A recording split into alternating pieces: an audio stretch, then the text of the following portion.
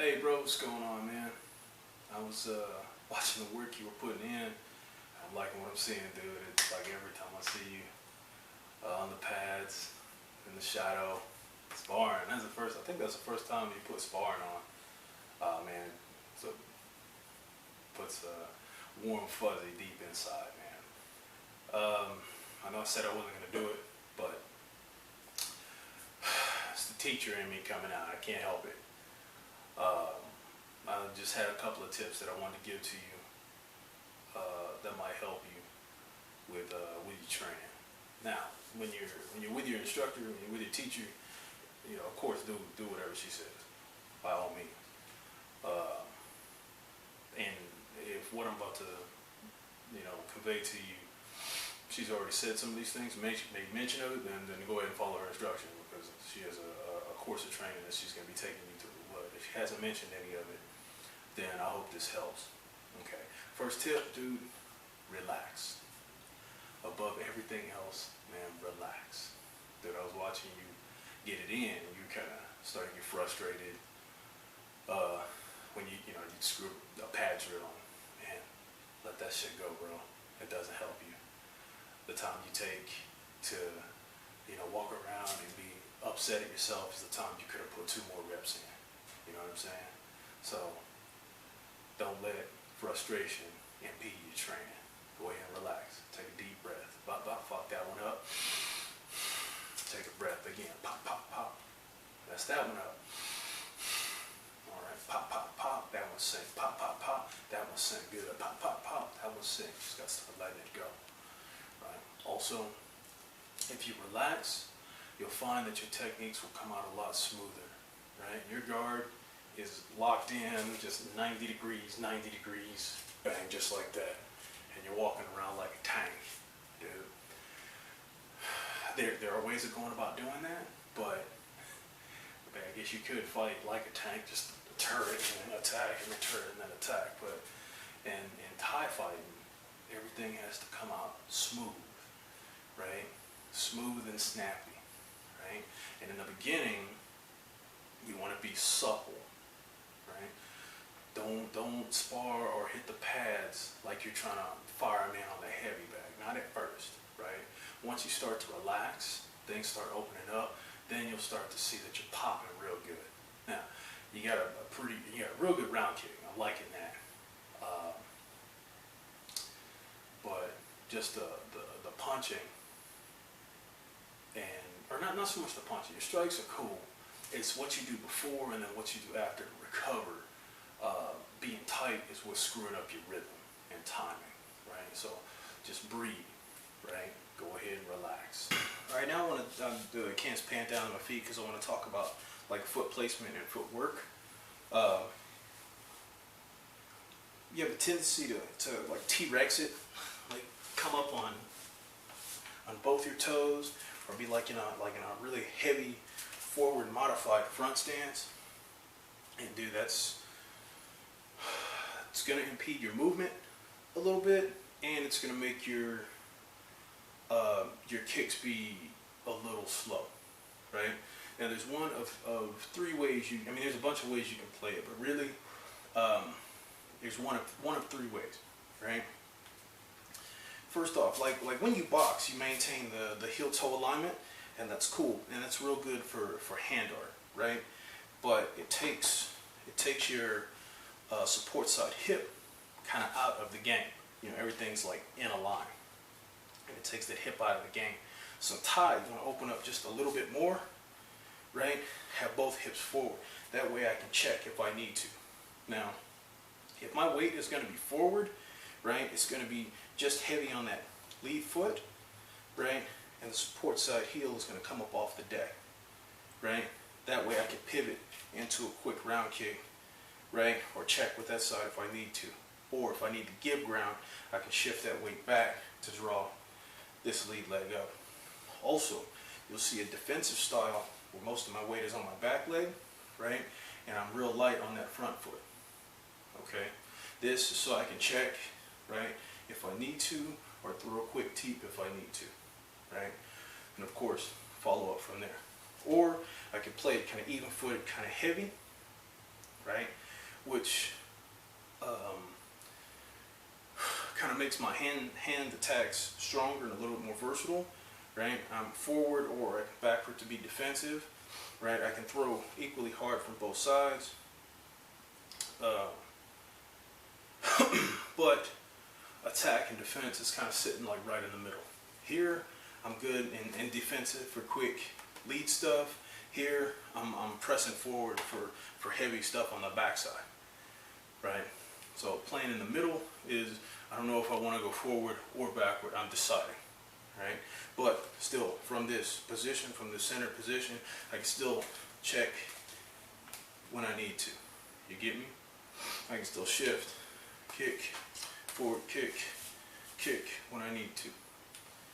Right? Another thing that was kind of getting you funky, right? That was breaking your rhythm and timing. When you're going for your support side, your heavy tie kick, you kick, and then you put your foot right here, and your feet are on a line, and you're stepping square, right? And then you have to shuffle to get your footwork back or get your stance back. One of two things: either kick and bring your foot back into your stance, or kick and put your foot down so you're southpaw, but you're still in a fighting stance. That way you can follow up or defend if you need to without pausing to reset yourself.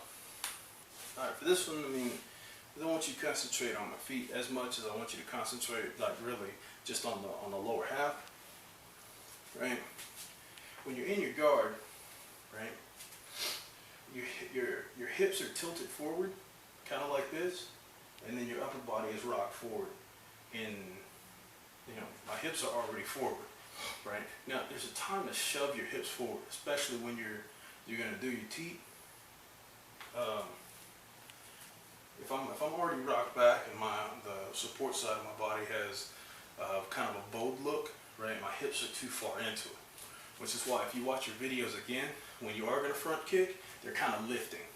You know, I've already stretched my hip as far forward as it'll go, and then I'm kind of lifting my foot. You don't want to do that, right? On that back side, when you're throwing your teep, you want a straight line, right? Nice and balanced, straight line.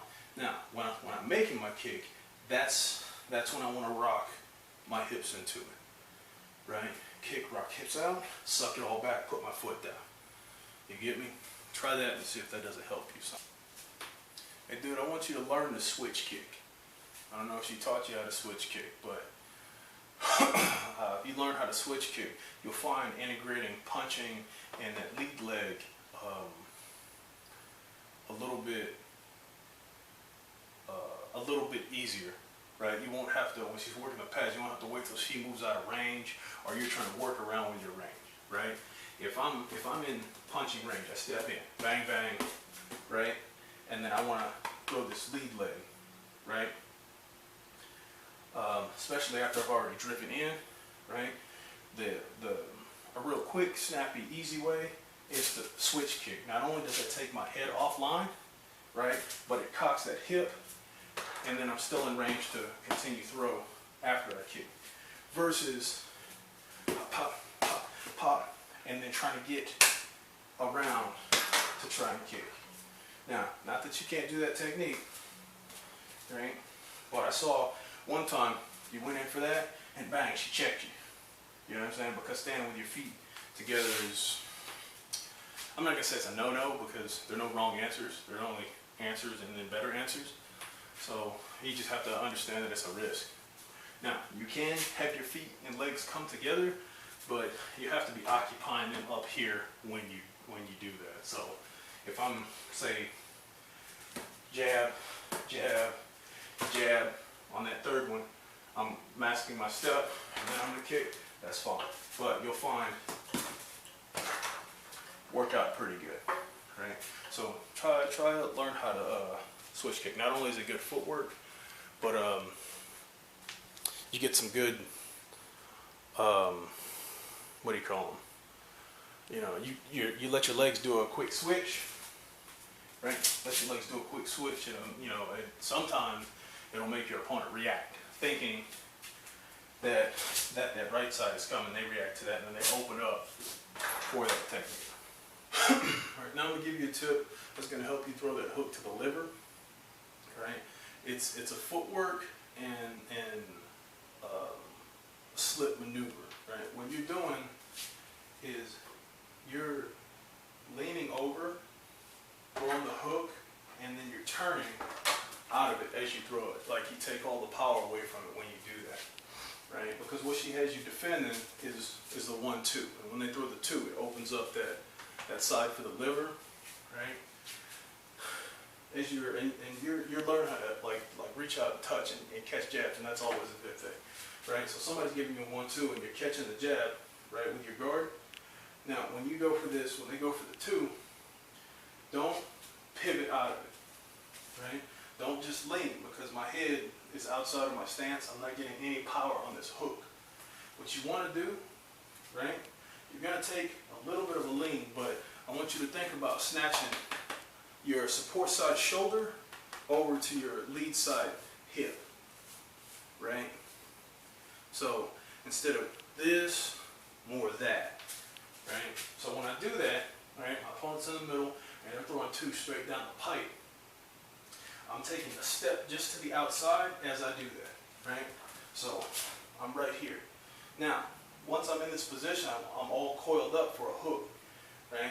Now, when I'm throwing hooks, or when I'm throwing any power punch really, other than, you know, like the jab or some sort of flick or something like that, or just light peppering shots, right? I need to plant my feet for just a moment, but I need to plant my feet, right? So after I take that turn, that 2 passes over, I'm going to dig in, turn with my hook, right? After I turn with my hook, I'm going to rip that, then that's when you let your footwork get you out, right? I can roll, I can pull, I can just back step, right? Or if I'm ending with a left, I can follow it with a heavy kick, right? So touch, touch, bang. Yep. Hit, then guard. Right? Touch, touch. Jab comes, step, 2 comes, right? Rip a hook, bang.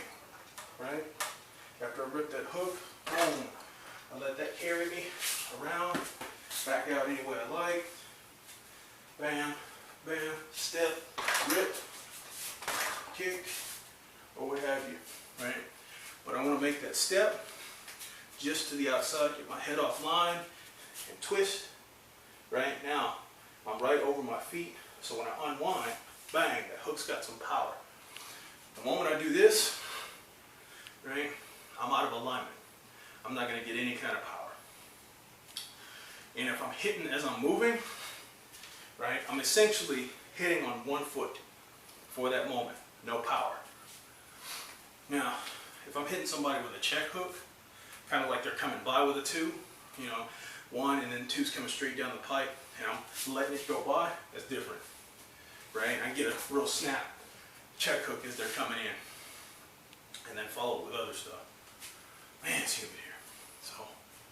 So try that, man. Here, 1 comes, I'm going to parry the 1, the 2 comes, step to the outside, let it pass overhead, turn into the hook, right? Rip through, and then move.